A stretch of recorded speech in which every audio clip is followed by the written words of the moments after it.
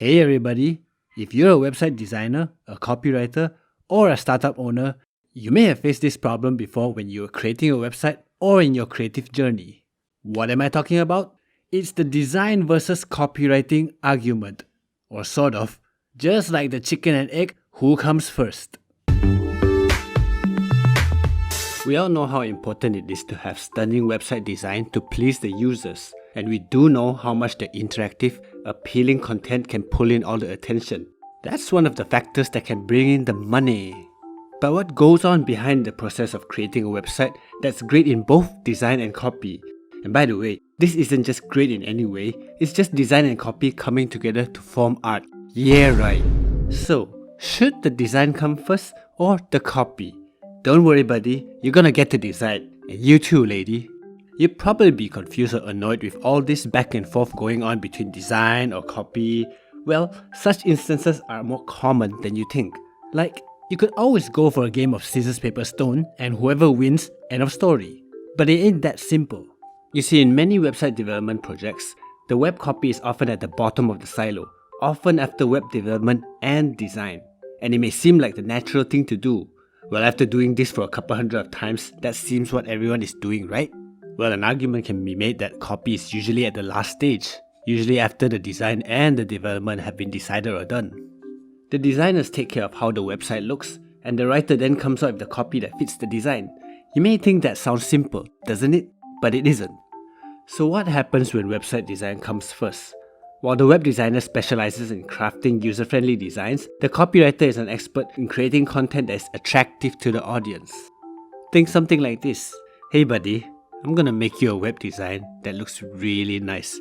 I know your needs and I know what you want. The copywriter is gonna be like, I don't know who you are, but I sure can make you look good.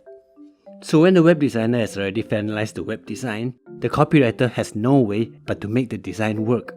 Sounds forced, doesn't it? Does it make you feel like a hostage in these situations? What could be the drawback when that happens? The content length may be too long or longer than required, and the copywriter may be forced to fill it with fluff or bluff or cluff, whatever that might be. I kind of made that up, so see what I did there? And the content length may be so short that the copywriter wouldn't have the space to describe the product in detail. How many times have we seen that? I've seen some cases where the interface design is so tightly squeezed into one screen because it looks better. And the copywriter can only throw in a couple of maybe 3 words, and those 3 words ain't it look better. They go like, I'm a bear, and ended up sounding like, nothing to see here, move along now. That's really one of the pain points for copywriters when the design goes first. They're gonna tell ya, this is the way, fit those words into them and mind your steps please. Then what happens when the web copy comes first? As you look at the drawbacks of design first, copy later project approach, aren't you thinking of switching these 2 steps then? Well, you probably shouldn't. Why so, do you ask? Well, if you're focused on writing the copy first without any type of visualization, there might be a lack of synchronization with the design elements. For example, in a section, there could be 4 sub-blocks. All of these should have the same length to make the design look pleasing. But with a copy-first approach, it could be big trouble. So you see this 4th block here has a little tail hanging out because the copy is a little bit longer and it looks fatter. So you see what I mean? And the design is gonna be like, oh, just because this one is longer, I have to adjust the other 3 to make it the same? It's not gonna look nice. Now the web designer is responsible for user friendliness. But when the copy restricts the designer's creativity, it can impact the final design. Let's just say, this cat product is extremely important to feature everything, I say everything under the sun. Loads of product info needs to be featured on this page. It's gonna go from looking like this to this. And often, when an agreement can be made to whether or not it should be shortened or lengthened, you kind of go back to the stakeholders, or like Mr. Startup Founder, which you saw earlier on, you're gonna go to him and ask, hey, can we take this out? Can we take that out? Which really isn't the point because he's just as clueless as ever. I mean, you hardly even see him. So what's the solution here? When it comes to winning, nothing sounds better than teamwork. The collaboration of web designer plus copywriter is the winning combo. When one thing comes before the other, there's often a disjointed communication that translates to a less than satisfying user experience. The designer wouldn't know how the content is going to come out, and the writer wouldn't know how the content will be placed. You mix this with that, and it ends up affecting the whole website's outcome. In my personal experience, I've seen many great products take a hit because of the lack of communication between the web designer and the copywriter. On a scale of communication like this between 1 to 100, you can see how much the copywriter and the designer actually talks to each other every day. While this may vary for different companies and organizations, but usually it's either the case of he does this, she does that, and hardly is there ever any talk or communication between both.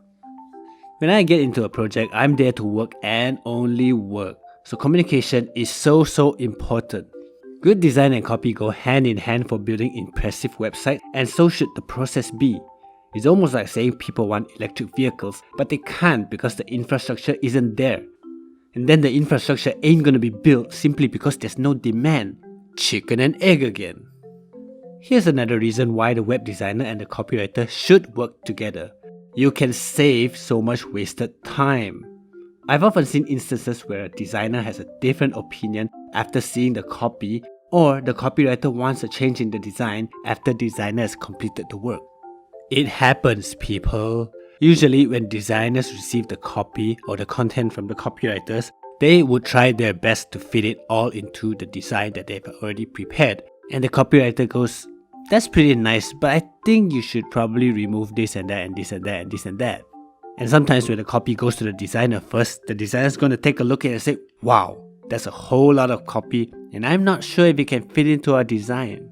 Since both of them are emotionally invested in their works, you really don't want any unnecessary tension, finger pointing, and conflicts, none of which bodes well for creating a fantastic website. Remember, when you point a finger at someone, there are 3 fingers pointing back at you. Not unless you're pointing 5 fingers at people and say, "Hey, that's all on you, dumbass." But we don't do that here, innit? So during such times, there's so much redoing involved that both of them can get frustrated. I mean, there's only so much you can push before one explodes. Even if it's not on the surface level, a dormant volcano is still a volcano. And on top of that, it can delay the launch of the product with more edits going around, and it's a complete waste of time. But when the designer and the copywriter work together, they can discuss and get things done out in the open even before putting an enormous amount of effort to finalize their work. Through this initial discussion, they can settle their differences quickly and move on together. That's the beauty of it. Creating a good website requires a smooth project development with a special emphasis on the end users. The copywriters and the designers are masters of their craft, and when there's proper interaction between them, they can amplify each other's abilities and do so much better for the bottom line. Remember Mr. Startup Owner again? Yeah, this is the time he's gonna get really happy. When the customers are happy, everybody's happy. Yep, that's it. And I hope this helps you understand some of the stuff that goes on behind the scenes of those fabulous websites out there. Thank you for watching and see you in the next episode.